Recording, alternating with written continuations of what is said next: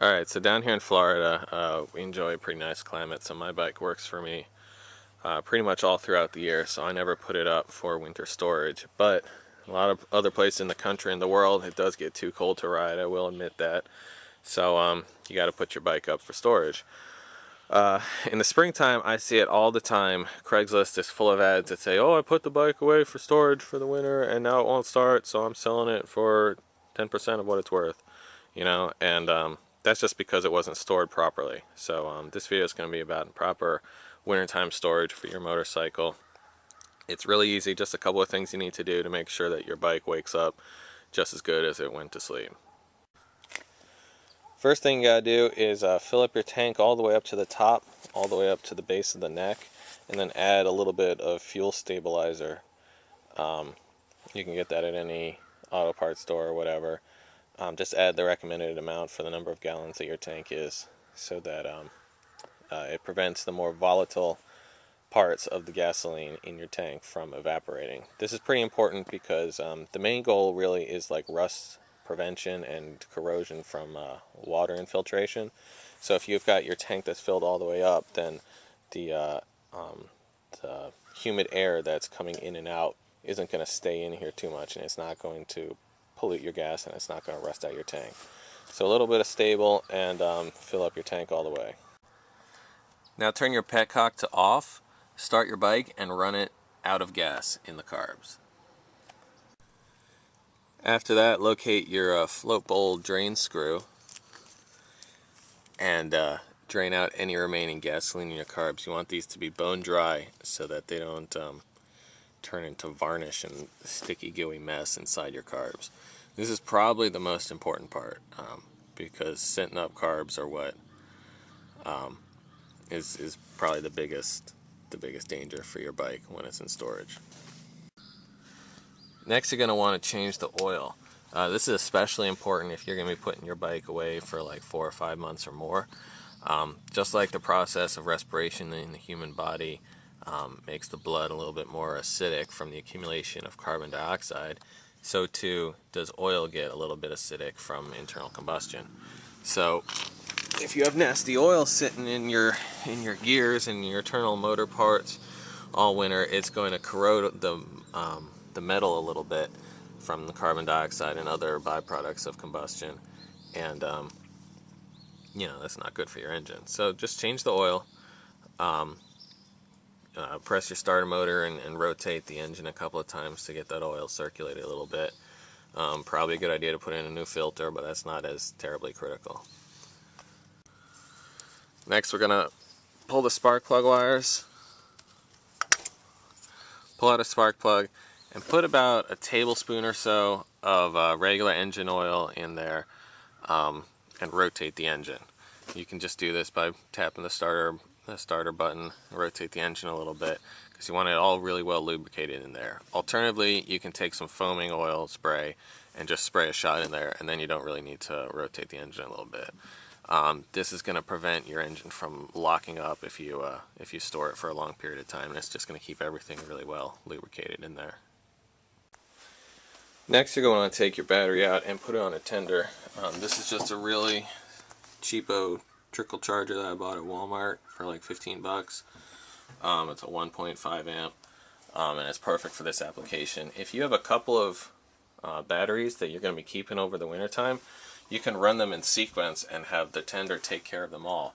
This one tender will take care of, I don't know, 10 or 20 batteries, so long as they're good batteries, because a battery will very slowly discharge itself, and if you run them in sequence so that you have positive connected to positive to positive to positive to positive, and then negative, negative, negative, negative, you just connect your leads up to the first battery and it will take care of all of them down the line.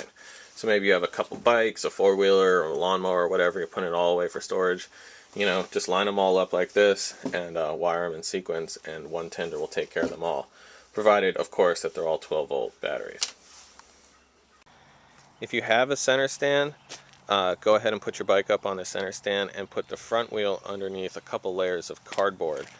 This is going to help prevent you from developing dead spots in your tire from sitting all this time. Also, it's going to prevent like the really cold concrete from getting into your tire and cracking it. You're going to want to also overinflate your tire by maybe 5 psi, something like that, just a little bit, because the cold air is going to compress the air inside your tire and it's going to make it a little bit softer. So you don't want to get soft tires over the winter time. That'll keep your tires nice. If you have a really good looking bike like this Honda Rebel, it's probably worth it to wash and wax it first. Even though no one's really going to be checking out your bike, the wax is going to protect your chrome and it's going to protect your paint and everything. You can also shoot your chrome, wipe it down with a little bit of WD-40, and that's going to protect it from rust as well. There are also treatments that you can do for leather, like leather protecting treatments. I don't know. I don't use them, but if you've got a really nice bike, it might be worth looking into. Now's a really good time to change all your fluids. Like I said before, the name of the game really is the elimination of water. So now's a really good time to change like your brake fluid, your clutch fluid. This is an air-cooled bike, but if you had a liquid-cooled bike, you could change your engine coolant. Make sure to use the proper ratio of coolant to water. And just really make sure that there's no unnecessary water in any of your brake lines or any other part of your bike. So change all those fluids. And then if you're storing your bike inside, just really throw like a bed sheet over it or something, like a dust cover or something like that, and you're good to go. When I put my bike up for 2.5 years when I went to the Peace Corps, I made basically a big wooden coffin for it and put it in my mom's garage. I rode up to her house and put it in the garage there because my brother was just learning how to drive and I didn't want him to drive into it, so I made a great big plywood box to protect it, and I did all these steps, and the bike rolled out after 2.5 years, and it started right up. It did take a little bit of cranking because this bike is not gravity fed. Its gasoline is not gravity fed. It's got a fuel pump, so the fuel pump did have to cycle a little bit and fill up those carbs. But once it did, it was good to go. So think about where you're putting your bike and how you want to protect it. If you're leaving it outside, that's fine. You got to protect against moisture, and you should definitely put a waterproof covering over it. Either a tarp or something, and then just put it somewhere where it's not going to get it's not going to get hurt by the elements or infested by rodents. A good idea to protect against infestation is to sort of like plug up your exhaust ports. This one's got exhaust ports that are chopped off, and so it's perfect for little things to get in there and make their nests in here. So just take like a balled up plastic bag and jam it in there. Same with your air intake. Just take plastic shopping bag, ball it up and jam it in there so that nothing's going to get in there and make a nest in there and possibly make a dangerous situation for you when you go to restart your bike. Remember, when you restart your bike, it's going to probably be running a little bit funny from that stable. It's going to have a bunch of oil in the cylinders, and so it might smoke a little bit. Just let it cough itself out, breathe out a little bit, and you'll be good to go. So, good luck, guys, and hope to be seeing you all next season.